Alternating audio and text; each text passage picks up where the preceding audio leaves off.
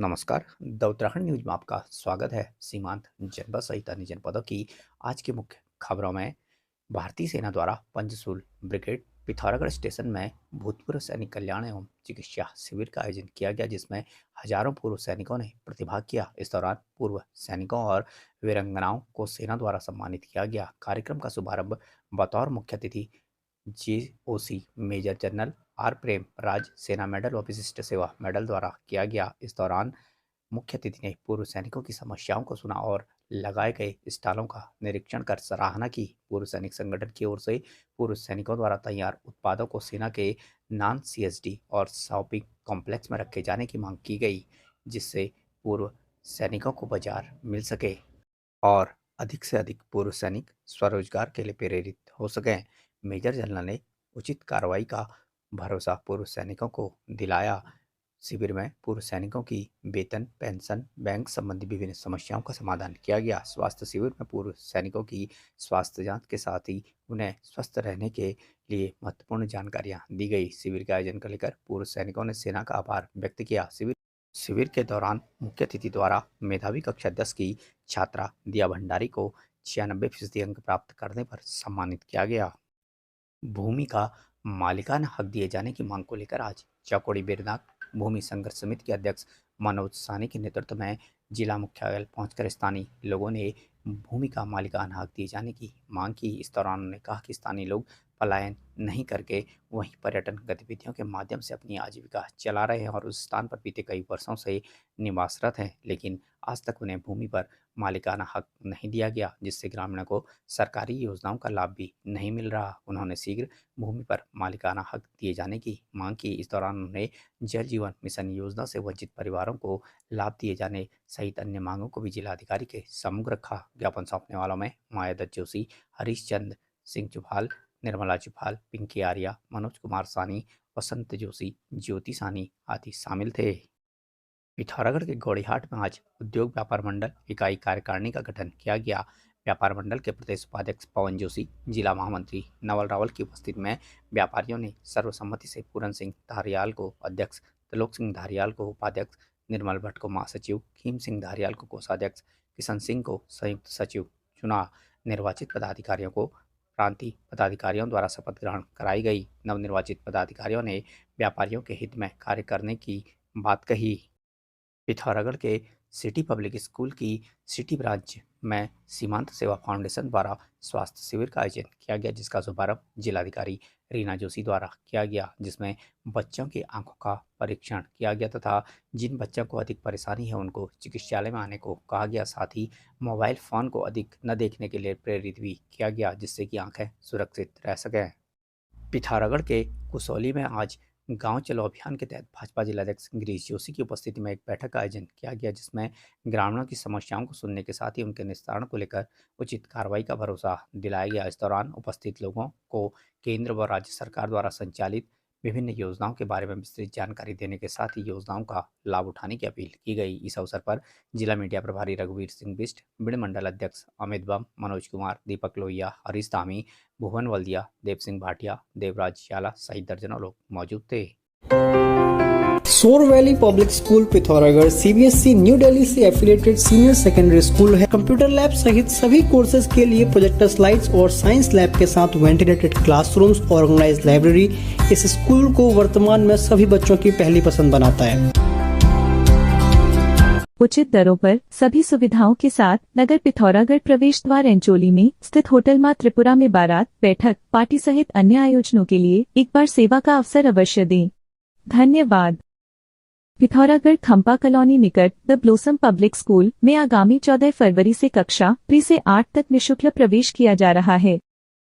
अगर आप 12वीं पास करने के बाद अपनी उज्जवल भविष्य की सोच रहे हैं तो पिथौरागढ़ शहर में अब उपलब्ध है रोजगार परक शिक्षा हेतु Manas college of science, technology and management, जो शोभन सिंह जीना विश्वविद्यालय से मान्यता प्राप्त एकमात्र प्राइवेट कॉलेज है, जहां आकर्षक परिसर में सुसज्जित प्रयोगशालाएं, हवादार कमरे, उच्च कोटि के प्रोफेसर्स, अनुभवी प्रबंधन द्वारा व्यक्तित्व विकास के साथ साथ मनोरंजन, खेल एवं कैफेटेरिया सुविधाएं उपलब्ध हैं।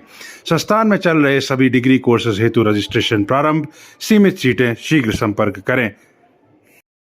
अब अपने घर को बनाएं और भी शानदार और लग्जूरियस हमारे नए होम डेकोरेटिंग फर्नीचर कलेक्शन के साथ। Sofa set, dining table, dressing table व बेड के साथ और भी बहुत कुछ यहाँ आपको मिलेगा।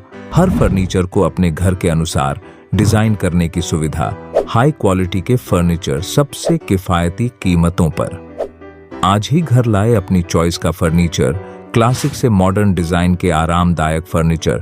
तो देर किस बात की, अभी संपर्क करें या चलें आएं कमल फर्नीचर, नया बाजार, पिथौरागढ़। पड़ोसी देश नेपाल से भागकर भारत आई एक नाबालिग किशोरी को भारत और नेपाल की सुरक्षा बलों की सतर्कता से गौड़ीहाट से बरामद कर लिया गया। मिली जानकारी के अनुसार नेपाल के दशरथचंद नगर पालिका क्षेत्र की निवासी एक 16 वर्षीय किशोरी घर से देहमांडू बाजार जाने की बात कहकर झूलाघाट की तरफ आई, जहां नेपाल सशस्त्र बल और प्रहरी ने उसे रोका और पहचान पत्र मांगा तो उसने घर से मोबाइल पर आधार कार्ड मंगाया। उसके साथ चाचा व चाची भी थे। भारत में प्रवेश की तो एसएसबी ने उससे पूछताछ की। झूलाघाट पहुंचने पर उसके चाचा और चाची टैक्सी से पिथौरागढ़ को चले गए और कुछ देर बाद किशोरी भी दूसरी टैक्सी से पिथौरागढ़ को रवाना हो गई। किशोरी के जाने की सूचना नेपाल में उसके पिता को मिली तो पिता ने बैतडी पुलिस को बताया और बैतडी पुलिस ने नेपाल सशस्त्र बल और झूलाघाट प्रहरी को इसकी सूचना दी। नेपाल ईपीएफ ने भारत की एसएसबी और पुलिस को बताया और किशोरी जिस टैक्सी से गई थी उसके चालक का नंबर लेकर उसको रुकने को कहा गया। टैक्सी चालक गौरीहाट से वापस लौट झूलाघाट पहुंचने से पूर्व ही एसओ सुरेश कंबोज ने टीम के साथ वहां पर नाबालिग को कब्जे में लेकर नेपाल सशस्त्र बल को सुपुर्द कर दिया। एक युवती को शादी का झांसा देकर दुष्कर्म करने के आरोपी को पुलिस ने गिरफ्तार कर लिया। देहरादून पुलिस मीडिया सेल से मिली जानकारी के अनुसार एक युवती द्वारा कोतवाली पटेल नगर में एक तहरीर देकर बताया कि कुछ समय पूर्व उनकी मुलाकात शुभम नाम के व्यक्ति से हुई और युवक उसे विवाह करने का झांसा देकर उसके साथ दुष्कर्म करता रहा। विवाह करने के लिए शुभम पर दबाव डालने पर शुभम द्वारा उससे विवाह करने से साफ इनकार करते हुए उसे गाली गलौज और मारपीट की गई। तहरीर के आधार पर आरोपी के खिलाफ धारा 376, 323, 504, 506 आईपीसी में अभियोग पंजीकृत किया गया। वरिष्ठ पुलिस अधीक्षक देहरादून के आदेशानुसार आरोपी की गिरफ्तारी के लिए गठित की गई पुलिस टीम द्वारा आरोपी शुभम पुत्र बाबूराम निवासी 48 लक्खीबाग दरभंगा बस्ती कोतवाली नगर जनपद देहरादून उम्र 35 वर्ष को गिरफ्तार किया गया। बीते दिवस हल्द्वानी के बनभूलपुरा में उपद्रवियों द्वारा किए गए पथराव से घायल हुए पुलिसकर्मियों और अन्य लोगों के लिए आज राज्य आंदोलनकारियों व जागूढ़ा पहाड़ के संयोजक गोपू मेहर की अगुवाई में कार्यकर्ताओं ने रक्तदान किया। इस दौरान संगठन के संयोजक मेहर ने अतिक्रमणकारियों और प्रदेश का माहौल खराब करने वाले के खिलाफ सख्त कार्रवाई किए जाने की मांग की। उन्होंने कहा कि प्रकार से हल्द्वानी में पूरे प्रदेश का माहौल और सौहार्द बिगाड़ने का कुछ लोगों के द्वारा प्रयास किया गया है, ये काफ़ी दुखद है। और इस देवभूमि में अन्य प्रदेशों से आकर के जो लोग अतिक्रमण कर रहे हैं, यहाँ अराजकता फैला रहे हैं, यहाँ का माहौल ख़राब करने की कोशिश कर रहे हैं, इसका भी एक उदाहरण आपने हमारे धारचूला में भी देखा होगा कि किस प्रकार से धारचूला से 2 हमारी छात्रा बहनों को यहाँ से बहला फुसला करके ले जाया गया। तो हम निश्चित रूप से ये कहना चाहते हैं, उत्तराखंड की धामी सरकार से कहना चाहते हैं कि पूरा पहाड़ और पहाड़ के युवा और राज्य आंदोलनकारी आपके साथ हैं। निश्चित अभियान में जो कार्य पुष्कर सिंह धामी की सरकार कर रही है उसमें अधिक से अधिक रक्तदान करें ताकि रक्त की कमी हमारे पुलिसकर्मी भाइयों को न पड़े। और हम जो भी इस यज्ञ में आहुति हमसे बन पड़ेगी, हम उस आहुति को देने को, इस उत्तराखंड को देवभूमि बनाने के लिए करने को तैयार हैं। आज सूबे के मुख्यमंत्री पुष्कर सिंह धामी व प्रभारी मंत्री रेखा आर्या हल्द्वानी पहुंचे। इस दौरान सीएम धामी ने घायल पुलिसकर्मियों और मीडिया कर्मियों का हाल जाना और पुलिस को दंगाइयों के खिलाफ सख्त कार्रवाई करने के निर्देश जारी किए। उन्होंने कहा कि सुनियोजित तरीके से कुछ लोगों ने जानबूझकर इतनी बड़ी घटना को अंजाम दिया है। उन्होंने कहा कि आप सबको जानकारी है कि ये न्यायालय के आदेश पर अतिक्रमण हटाने का जो काम है वो चल रहा था और ये काम पहले से चल रहा था। और कल जब प्रशासन की टीम, पुलिस की टीम उसी अवैध अतिक्रमण को हटाने के लिए गई थी, जो अवैध निर्माण था उसको हटाने गई थी, उसके ऊपर पूरा सुनियोजित तरीके से जो ये हमला हुआ है, जिस प्रकार से हमारे पुलिस के जवान, पुलिस के अधिकारी और ख़ास तौर से जो हमारे महिला पुलिसकर्मी हैं उनको जिस तरह से मारा है, पीटा है, उनके ऊपर हमला हुआ है पत्थरों से और बंदूकों से, ये बहुत ही जितना इसके बारे में ख़राब कहा जाए वो कम है। हमारी देवभूमि है, उत्तराखंड देवभूमि है, यहाँ पर ऐसे हालात कभी नहीं हुए हैं। इन्होंने देवभूमि की जो फिजा है, देवभूमि का जो माहौल है, उसको ख़राब करने का प्रयास किया है। पूरी तरह से कानून तोड़ा है, कानून अपने हाथ में लिया है। पत्रकारों को भी बुरी तरह से उनके कैमरे तोड़े हैं, उनके साथ मारपीट की है। और मैंने आज सवेरे कुछ पत्रकार साथियों से बात करी फ़ोन पर, तो उन्होंने बताया कि उनको जिंदा आग में झोंकने का भी प्रयास किया गया पकड़ के। और एसडीएम रेखा कोहली से भी मैंने बात करी, उन्होंने मुझे बताया कि किस तरह से उनके साथ वहाँ पर मारपीट हुई है, किस तरफ से आगजनी हुई है, हत्या का किस तरह से प्रयास हुआ है। कानून अपना काम करेगा।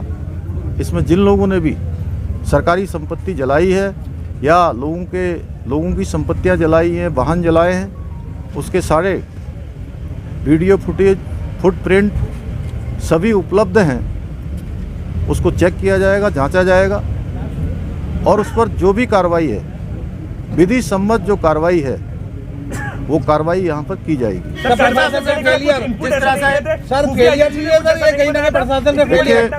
क्योंकि इंटेलिजेंस नहीं थे और एलआई की रिपोर्ट नहीं थी। देखिए, इसके साथ साथ यह भी है कि इतना सारा जो हथियार यहाँ पर था, इस प्रकार से वहाँ पर मारपीट के सामान इकट्ठे किए गए थे, वो सब जांच के विषय हैं। इन सब की जांच होगी और जो कार्रवाई है वो कार्रवाई होगी। कानून अपना काम करेगा। प्रदेश भर की मुख्य खबरों को सुनने के लिए हमारे चैनल को लाइक, शेयर व सब्सक्राइब अवश्य करने की कृपा करें। धन्यवाद।